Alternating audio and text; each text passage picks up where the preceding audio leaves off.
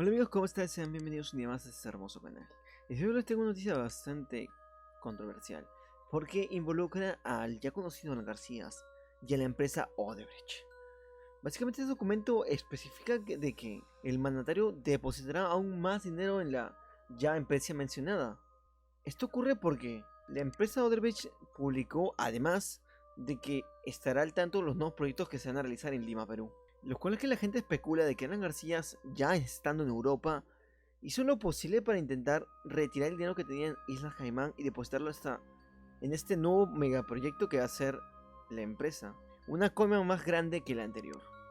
Después de esto se dijo por algunos medios de que el presidente actual, Vizcarra, y Alan García mantenían contacto, posiblemente para llevar al Perú, según dicen sus mismas palabras, a un mejor futuro. Esto quiere decir que Alan García tomará decisiones políticas ahora sobre Perú, sin que nadie se dé cuenta. Vizcarra, por lo ya anterior dicho y por los múltiples problemas que está teniendo últimamente, ya está perdiendo la poca credibilidad que tuvo en algún entonces.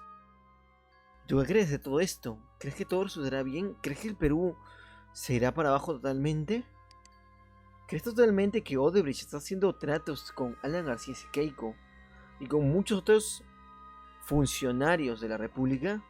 Déjame en la caja de comentarios. Dale a like si te gustó este tipo de contenido. Suscríbete y activa la campanita para más contenidos así. En la parte de abajo tienes mis redes sociales y mi canal secundario donde hago full directo. Y ahora sí, un besazo, un abrazo y nos vemos en un gran nuevo vídeo. Bye bye.